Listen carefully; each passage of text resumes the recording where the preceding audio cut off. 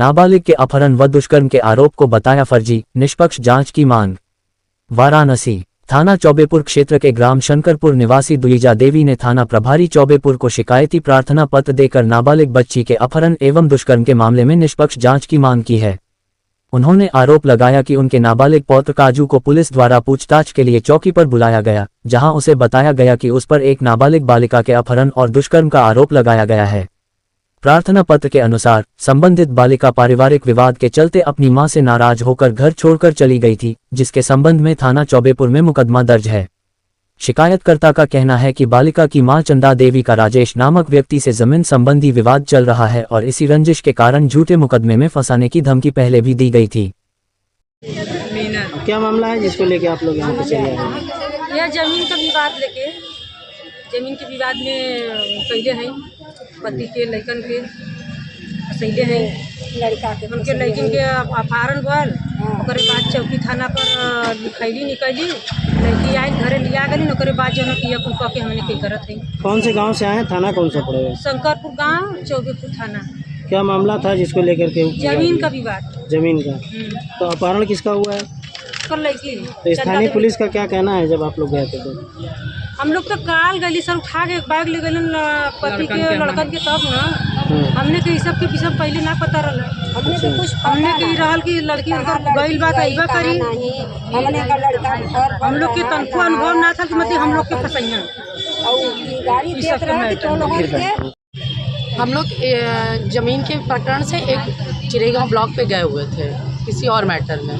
तो वहाँ हम लोगों ने स्वयं देखा था कि लड़की का बयान पुलिस को खुद दे रही थी कि सर मैं अपने मर्जी से गई हूँ। 11 तारीख को वो गई है, 26 तारीख को वो मिल जाती है और अपने से आके मिलती है। उस टाइम मौके पे हम लोग वहाँ मौजूद थे, तो हमने उससे पूछा भी कि तो कह रही है मैं अपने से आई हूँ। उनकी माँ ने फिर बोला वो किसी क्या राम बहादुर कुछ ऐसे करके नाम है, सहेली के पास गई। हाँ, लड़की बोली मैं 10 से 15 दिन जो गायब थी वो एक अपने कोई सहेली फ्रेंड के पास थी और उस दिन पुलिस प्रशासन उनके माता जी को सुपुर्द कर दी लड़की को।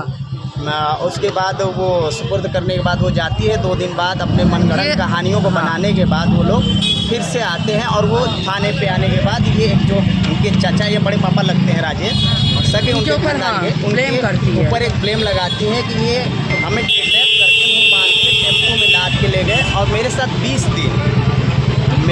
दिन नाजायज बलात्कार कराया गया 3 व्यक्तियों के साथ। फिर वहाँ पे 26 तारीख 28 तारीख को हमारे यहाँ से 3 लोग को उठाया जाता है, राजेश और काजू जो कि नाबालिग है और एक करण। इन लोगों जो कि 11 तारीख से लेके 26 तारीख तक ये लोग घर पे ही रहते हैं।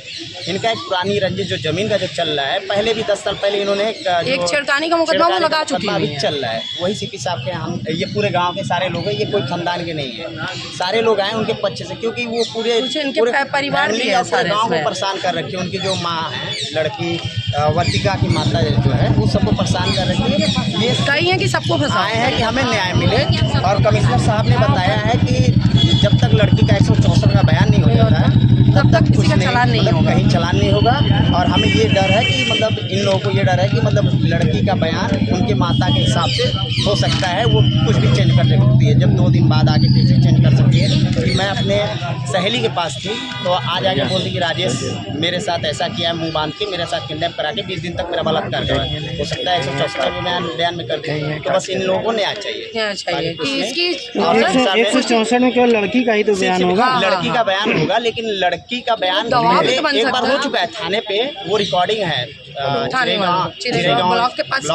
वो लड़की जो बयान दे रही थी कि मैं अपने सहेली घर हूँ, उसका रिकॉर्डिंग है। थाने पे है मिश्रा जो चौकी इंचार्ज है और दरोगा जो SI याद नहीं आ रहा उनका नाम, वो उन लोगों के पास रिकॉर्डिंग है और रिकॉर्डिंग में दोनों में चेंज हो गया। अभी पहले की मैं अपने सहेली के पास थी, फिर अब दूसरे बार आ रही है 161 के बयान बता रही कि हम राजेश और ये सब लोग मेरे साथ गलत काम किए हैं 20 दिन तक मेरे साथ।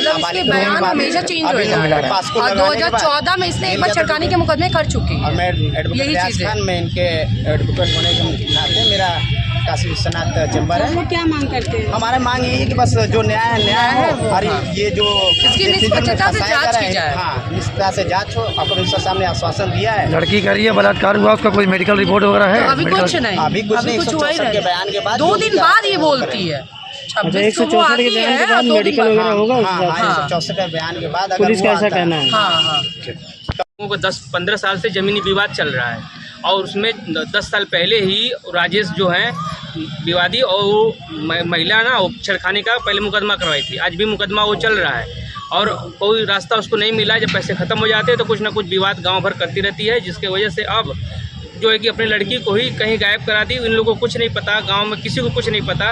एक 11 तारीख का मामला था कि गायब है। 11 तारीख से वो अपनी सहेली के 26 को मिलती है, पुलिस उसको लाती 26 को कहीं से, क्या कहती है उसका कोई मतलब नहीं।